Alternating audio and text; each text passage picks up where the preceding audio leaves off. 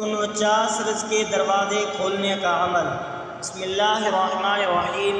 معزز سامعین اکرام، ہر انسان چاہتا ہے کہ اس کو بہت زیادہ رزق ملے اور وہ مالدار ہو اور اس کا کاروبار خوب چلے، اس کی تنخواہ بڑھے اور اس کو کسی بھی قسم کی کوئی تنگی نہ ہو اور اس کی زندگی کی ہر ضرورت آسانی سے پوری ہو جائے۔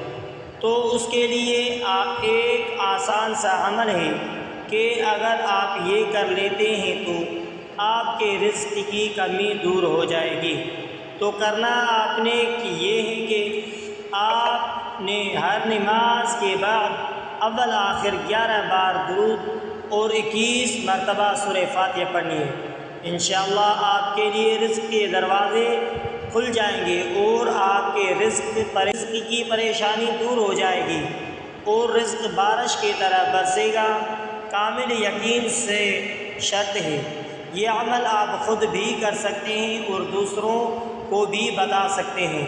اجازت کے لیے 11 مرتبہ درود ابراہیمی کا نذرانہ پیش کر کے لائک کے بٹن کو دبا دیں۔ معزز سامعین اکرام، انسان محنت کرتا ہے اور وظیفے کرتا ہے لیکن اس کے نتائج تو سامنے نہیں آتے، تو کیا وہ ضائع تو نہیں ہو جاتے؟ آپ ٹھیک کہہ رہے ہیں۔ بات یہ ہے کہ سبزیاں جلدی اگتی ہیں، یعنی بیج بویا اور سبزی اگ گئی، اور ہیرے جواہرات جو ہیں یہ بہت دیر سے بنتے ہیں، ان کو کئی سال لگ جاتے ہیں۔ اگر نتیجہ فوری ظاہر نہ ہو تو اس کا معنی یہ نہیں ہے کہ نتیجہ کوئی نہیں نکلے گا۔ ظاہر ہونے والے نتیجے کمزور چیزوں کو ہوتے ہیں، کیونکہ انسان کی نگاہ محدود ہے اور وہ سمجھتا ہے کہ درخت کے پتے جو ہیں وہ نتیجہ ہے، مگر جو اس درخت کے جڑیں ہیں اس کو وہ بھول جاتا ہے۔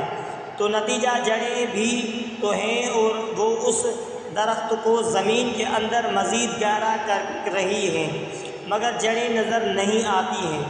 اگر یہ کہیں کہ پھول کیوں نہیں نکلے، کہیں میری محنت ضائع تو نہیں ہو گئی ہو، مگر آپ کی محنت ضائع نہیں ہو رہی ہے بلکہ جڑیں پکی ہوتی جا رہی ہیں۔ لہذا اگر نتیجہ نظر نہ آئے تو آپ دیکھیں کہ آپ کا کام کیا کر رہے ہیں۔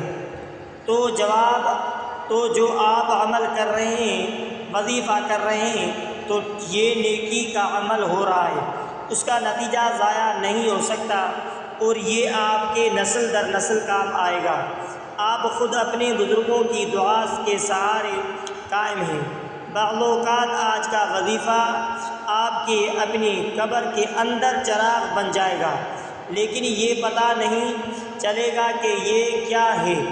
اس وقت یاد آئے گا کہ یہ روشنی کہاں سے آئی ہے اور وہ کہیں گئی، کہ وہ جو درود شریف آپ پڑھتے تھے اور کہتے تھے کہ یہ بے اثر ہے، اب یہ درود شریف کی تاثیر ہے۔ اسی لیے نیکی کبھی ضائع نہیں ہوتی۔ اللہ تعالیٰ فرماتے ہیں کہ میں ایک رائی کے زر دانے کے برابر تمہاری نیکی ضائع نہیں کرتا۔ وَمَن يَعْمَلْ مِثْقَالَ ذَرَّةٍ خَيْرًا يَرَهُ، یعنی نہ ہم بدی ضائع کرتے ہیں اور نہ ہم نیکی ضائع کرتے ہیں۔ لہذا آپ اپنی بدی کو استغفار پڑھ کر ضائع کر دیں اور نیکی کو نتیجے سے آزار کر دیں۔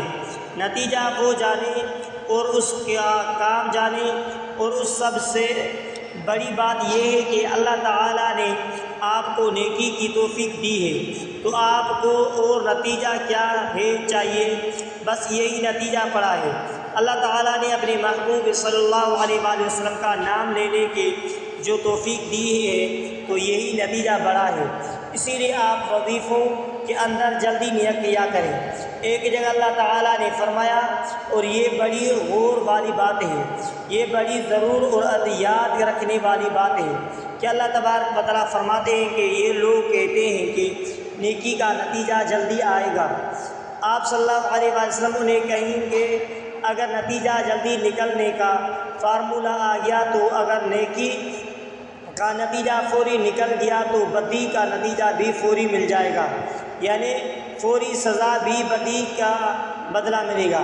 اسی لیے آپ برقرار نہیں رہ سکیں گے۔ تو اگر آپ نتیجہ فوراً چاہتے ہو تو پھر آپ کی بدی کی بھی فوراً صلاح ملے گی۔ اس کام کے لیے اللہ نے ایک الگ دن رکھ دیا ہے کہ اس دن آپ نیکی کا نتیجہ دیکھ لیں گے اور بدی کا نتیجہ بھی دیکھ لیں گے۔ ذالک الیوم الحق فمن شاء اتخذ الی ربہ مآبا، تو وہ حق کا دن ہے جب سب اپنے رب کے پناہ چاہیں گے، یعنی وہ دن ایک ہے اور حق ہے۔ وہ دن آئے گا پھر آپ کو بات سمجھ آئے گی، اسی لیے نیکی کا نتیجہ فوراً نہ مانگا کرو، کہیں بدی کی سزا فوراً نہ ہو جائے۔ لہذا بدی کے لیے استغفار کریں، نیکی کے بارے میں جاننے کے کبھی ضائع نہیں ہوتی اور قائم رہتی ہے۔ اگر آپ مردہ امانتاً دفن کر دیں تو وہ بھی قائم رہتا ہے۔ اس کائنات میں کوئی بھی چیز ضائع نہیں ہوتی، حتیٰ کہ کوئی راز، جیسے آپ مشاہدہ کہتے ہیں، کوئی راز ایسا نہیں ہے جو بیان نہ کیا ہو، اور کوئی باطن ایسا نہیں جو بیان نہ ہوا ہو۔ آپ یہ دیکھیں گے کہ اللہ تبارک و تعالیٰ اور اللہ کے محبوب صلی اللہ علیہ وسلم کے درمیان جو گفتگو ہوئی وہ بھی بیان ہو گئی، جو بات فرشتوں کے درمیان ہوئی وہ بھی بیان ہو گئی، جو کچھ شیطان نے کہا وہ بیان ہو گیا، جو اللہ تعالیٰ نے شیطان سے کہا وہ بھی بیان ہو گیا۔ کوئی چیز ایسی نہیں ہے جو کائنات میں ضائع ہوئی ہو۔ کس نے کسی کو کیا کہا وہ سب ظاہر ہو گیا، تو سارا ماضی ظاہر ہے، سب بیانات ظاہر ہیں، سب واقعات آپ تک آ رہے ہیں، اور کیا چیز کہاں کب کیسے ہوئی وہ سب آپ تک آ رہے ہیں۔ تو آپ کی نیکی کیسی ضائع ہوگی؟ بعض اوقات نیکی بڑی چالاک ہوتی ہے، اور وہ چھوٹی سی نیکی جا کر بڑی اخبار میں چھپ جاتی ہے۔ اگر نیکی کا کام قطرے سمندر میں جا کر گم ہو جائے تو وہ تو سمندر ہی بن گیا ہے، اور آپ سمجھتے ہیں کہ گم ہو گیا، حالانکہ وہ تو سمندر ہی بن گیا ہے اور وہ محفوظ ہو گیا ہے۔ تو نیکی گروہ میں شامل ہو کر محفوظ ہو جاتی ہے، جس طرح پانی کا ایک قطرہ جو پانی ہے وہ سمندر میں مل کر سمندر بن جاتا ہے اور محفوظ ہو جاتا ہے۔ اسی لیے آپ گھبرایا نہ کریں، آپ کی نیکی محفوظ رہے گی۔ کاروبار اور روزی کا غیب سے ملنے کے لیے مجرب عمل ہے، اس کے علاوہ کسی بھی جائز مقصد کے لیے یہ عمل کر سکتے ہیں۔ عمل کرنے سے پہلے نیت اور مقصد دل میں رکھیں۔